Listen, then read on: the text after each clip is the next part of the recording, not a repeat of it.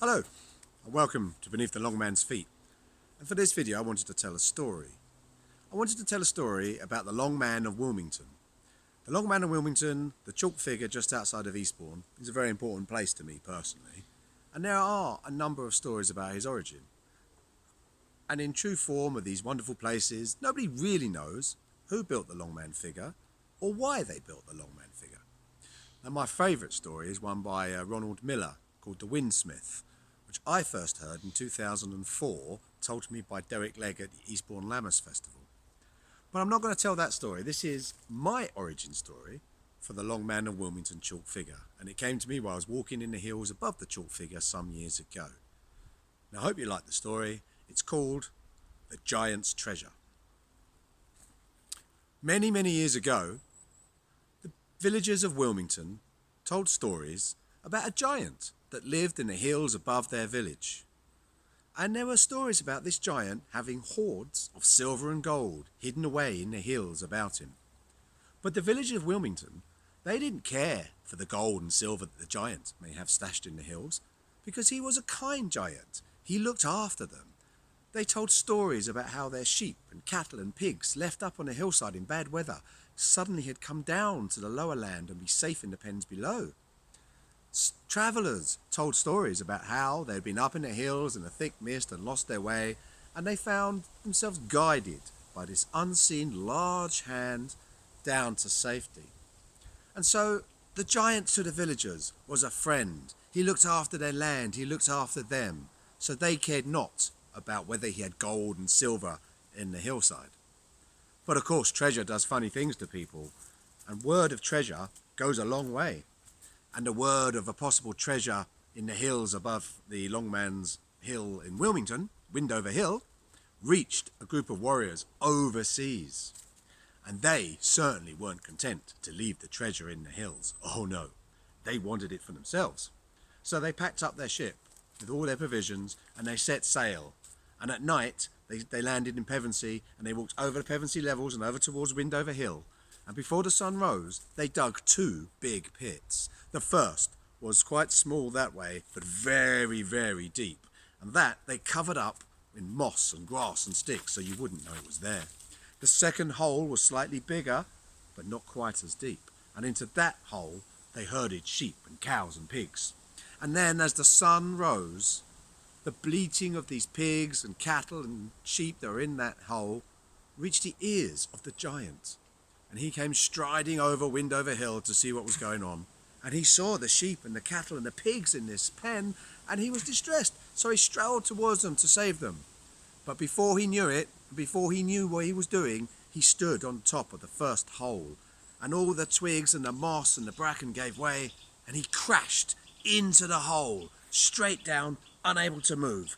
And at that moment, the warriors rushed forward and threw rocks and sticks at him. They threw spears and axes at him. And finally, they got their bows and their arrows and they fired bows at him and arrows into his eyes and his head. And unable to move in the tight hold he was in, unable to move his arms out, the giant perished from this land. Yes, said the warriors, for they were very happy indeed. They buried the giant. They buried him over, and then they set to look for the treasure. All day they searched for the gold and silver, but they were unsuccessful. But no matter, they said, we'll come back tomorrow. We have enough food and provisions for a good few days.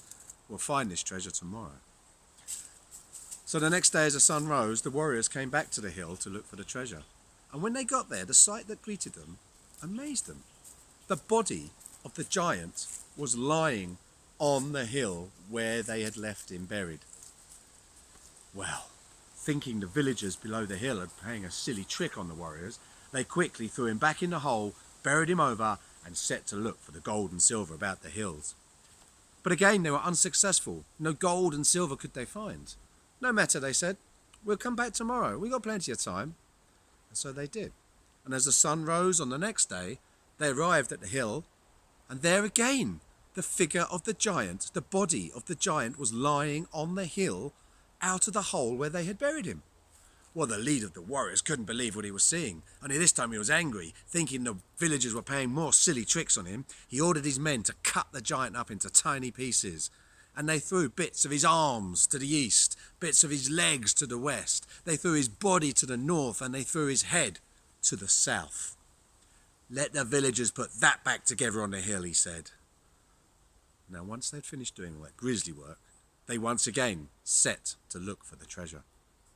Well, after a big search around every possible area, they still could not find traces of this gold and silver stashed in the hills. Now, by this time, his men were getting a little bit annoyed. But the leader said, "Don't worry, my men. We'll come back one more day. We have enough food for one more day. And if we don't find the treasure tomorrow, then what we'll do, we'll ransack and pillage the villages all around us, and we'll go home with whatever treasure they've got."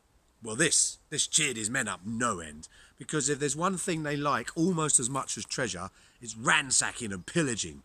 So they went back to their camp happy, knowing that tomorrow something good was going to happen. And as the sun rose the next day, the warriors made their way to Windover Hill. And this time the body of the giant wasn't on the hill, but in its place was a chalk figure, an outline of the body, like an ancient CSI figure, if you like, standing there with his arms outstretched, legs slightly apart. Was it holding sticks, or was it pushing open the hill it was in and trying to get it out? Either way, this image was on the hill of the giant, a white chalk figure. Well, the warriors were amazed. What was this about? And they walked up to it to investigate. And the moment they got close to its feet, a wind came down from the top of Windover Hill. It's called that for a reason, people. The wind came running down the hill in a big whirlwind, and it picked up all of those warriors and it threw them to the four corners. It threw them to the east and the west. It threw them to the north and the south. And their screams echoed in the winds, but not one of those warriors was ever seen again. Well, now, if you fast forward to this day, the village is pretty much gone at the bottom. The prior is gone. But the chalk figure, the outline of the giant, is still there on the hill, guarding the hill, they say. And if you go to that hill with bad intent, or you mean harm to the land or the people around you, they say that in the wind you will hear the screams of those warriors. The screams of those warriors as they're flung to the four corners of the earth. But if you have goodness in your heart and mean the land only good things, as you walk the hills in the Longman, you'll just hear the song of the birds in the hills around you. But, I hear you say, what of the giant's treasure? Well, I'm glad you asked, because if you go to the Longman, just outside of Wilmington, at Beltane and springtime, in the hills, you will see a vast array of daisies, of cowslips, of buttercups. That is the gold and silver of the Longman. That is the giant's treasure. And that, I think you'll agree, or at least I hope you'll agree, is a far, far better treasure than mere coin of the realm. Thank you very much for listening to my tale. I do hope you'll tune in for some more stories and poems in the coming weeks. But for now, I bid you farewell.